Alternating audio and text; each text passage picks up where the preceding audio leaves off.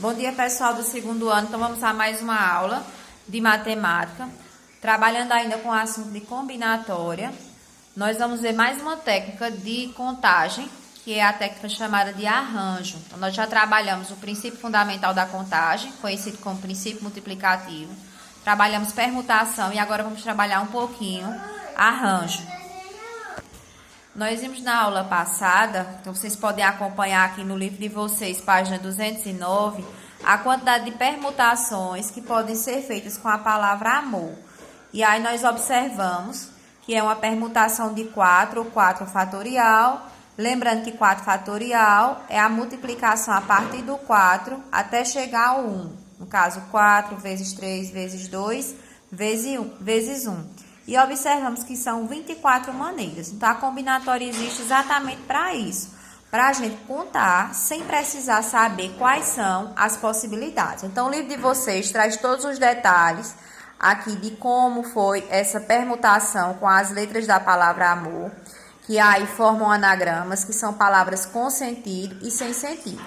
A permutação não deixa de ser também um arranjo, que é essa nova técnica que nós vamos trabalhar. Então, esse agrupamento ordenado são os arranjos simples dos 4 elementos distintos dados tomados 3 a 3. Para indicar a quantidade de agrupamentos, nós escrevemos 4 de 3 em 3, arranjo de 4 em 3.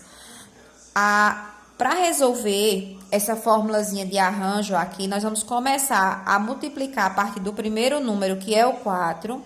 E aí, observando o segundo número, que é o 3, ele vai indicar quantos números nós vamos multiplicar.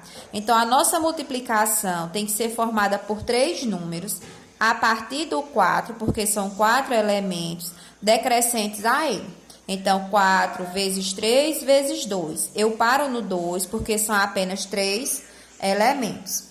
E aí, continuando no livro de vocês, ele dá aqui a definição de arranjo.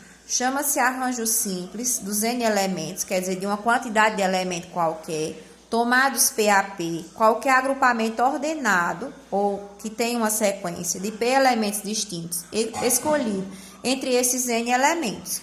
Temos a formulazinha algébrica aqui, ó, do arranjo de uma quantidade de elementos organizados em outra quantidade que a gente chama de P. E ele dá aqui a formulazinha aqui abaixo do arranjo.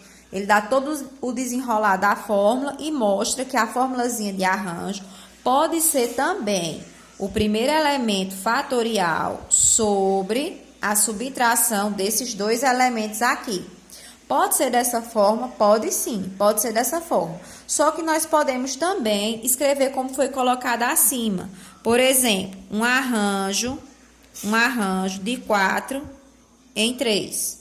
Então, se eu fosse usar essa formulazinha, eu faria 4 fatorial sobre 4 menos 3, no caso ficaria aqui, ó, 4 menos 3 fatorial. Eu teria 4 fatorial sobre 4 menos 3 é 1 fatorial. Então, eu vou desenvolver esse 4. 4 vezes 3 vezes 2 vezes 1. 1 fatorial é o próprio 1. 4 vezes 3, 12. 12 vezes 2, 24. E 24 dividido por 1 é 24. Essa é uma forma de resolver o arranjo.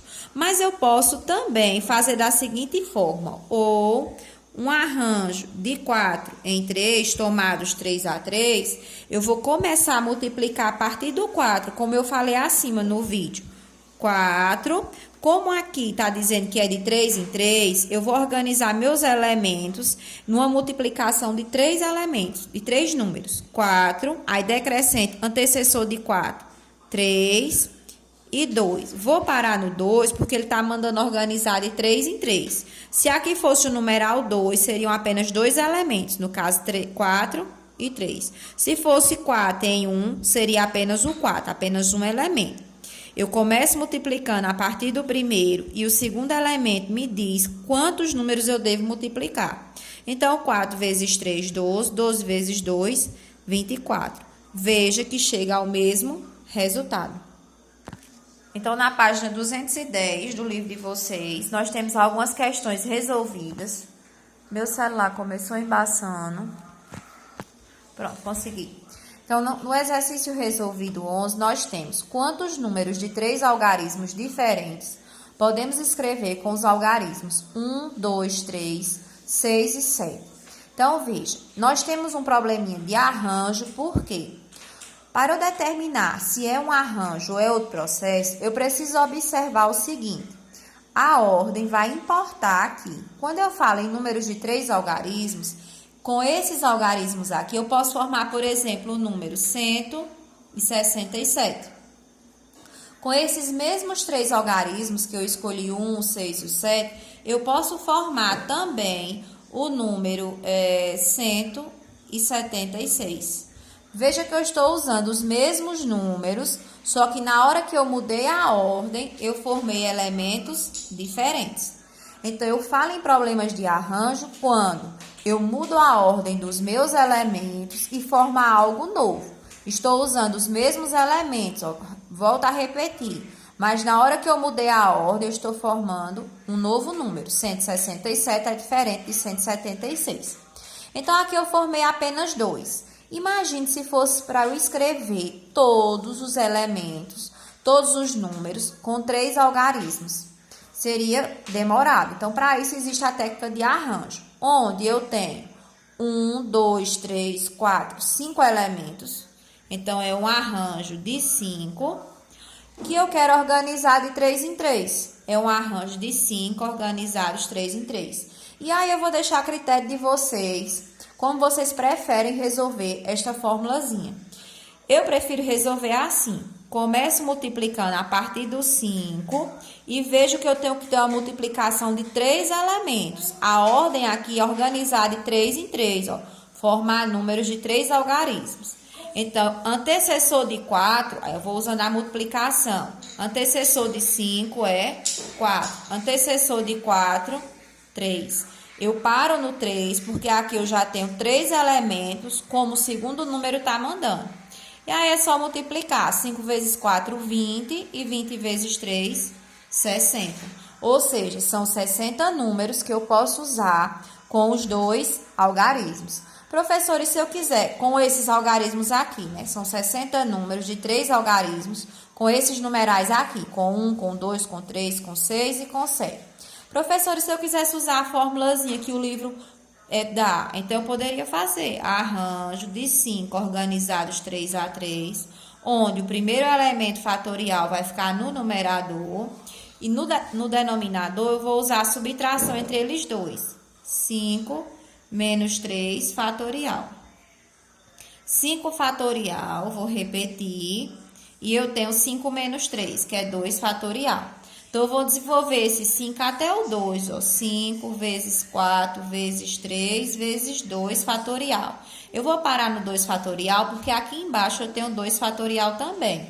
Então, eu vou cancelar esse 2 e esse 2 fatorial. 5 vezes 4, 20. 20 vezes 3, 60. Então, vocês podem observar que dá o mesmo valor. E nesse primeiro processo aqui, eu não vou precisar usar a divisão. Por isso que eu prefiro esse primeiro jeito de resolver.